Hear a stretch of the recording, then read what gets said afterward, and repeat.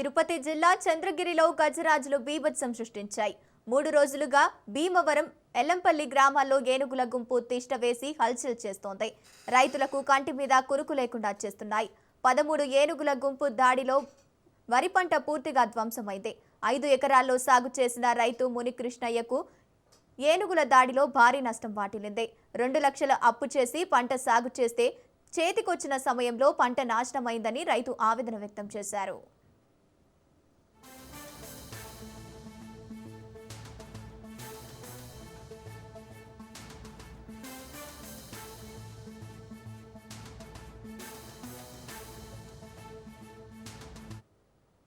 తిరుపతి జిల్లా చంద్రగిరిలో గజరాజులు బీభత్సం సృష్టించాయి. 3 రోజులుగా భీమవరం, ఎల్లంపల్లి గ్రామాల్లో ఏనుగుల గుంపు తిష్ట వేసి హల్చల్ చేస్తోంది. రైతులకు కంటి మీద కునుకు లేకుండా చేస్తున్నాయి. 13 ఏనుగుల గుంపు దాడిలో వరి పంట పూర్తిగా ధ్వంసమైంది. 5 ఎకరాల్లో సాగు చేసిన రైతు మునికృష్ణయ్యకు ఏనుగుల దాడిలో భారీ నష్టం వాటిల్లింది. 2 లక్షలు అప్పు చేసి పంట సాగు చేస్తే చేతికొచ్చిన సమయంలో పంట నాశనమైందని రైతు ఆవేదన వ్యక్తం చేశారు. రైట్, ఇక ఇదే అంశానికి సంబంధించి పూర్తి డీటెయిల్స్ మా ప్రతినిధి నారాయణ అందిస్తారు. నారాయణ. గంగోత్రి, తిరుపతి జిల్లా చంద్రగిరి మండలంలో గత కొద్ది రోజులుగా ఏనుగులు బీభత్సం సృష్టిస్తున్నాయి. ఇటీవల గత 4-5 రోజులుగా చంద్రగిరి మండలం భీమవరంలో ఆ యొక్క గజరాజులు తిష్ట వేస్తాయి. చుట్టుపక్కల ఉన్న ఆ యొక్క పంట పొలాలను కూడా పూర్తిగా ధ్వంసం చేస్తున్నాయి. అదేవిధంగా ఏదైతే భీమవరం, ఎల్లంపల్లి గ్రామాల్లో కూడా ఏనుగుల గుంపు తిష్ట వేసింది.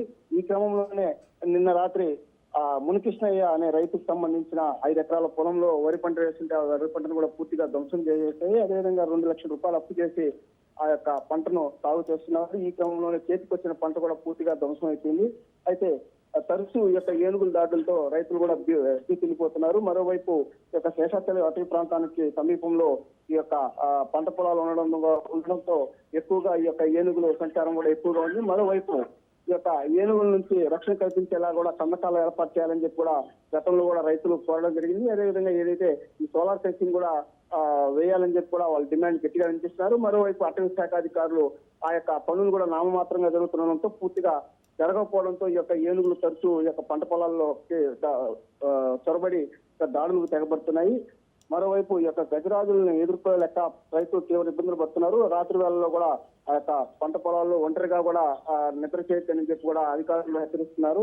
పూర్తిగా అధికారులు వస్తున్నారు, చూస్తున్నారు, తమకు ఎలాంటి నష్టపరిహారాన్ని సకాలంలో అందించడం లేదని చెప్పి కూడా రైతులు పూర్ణ ఆవేదన వ్యక్తం చేస్తున్నారు. మరోవైపు ఈ యొక్క ఏదైతే ఈ చిత్తూరు జిల్లా సమీపంలో ఒకవైపు కర్ణాటక సరిహద్దు, మరోవైపు తమిళనాడు సరిహద్దు ఉండడంతో ఎక్కువగా ఈ యొక్క గజరాజుల దాడులు కూడా ఎక్కువగా ఉన్నట్లు కూడా తెలుస్తుంది. పూర్తిగా అధికారులు కూడా ఈ యొక్క గజదాడులను కూడా నియంత్రించాలని చెప్పి కూడా రైతులు కోరుతున్నారు.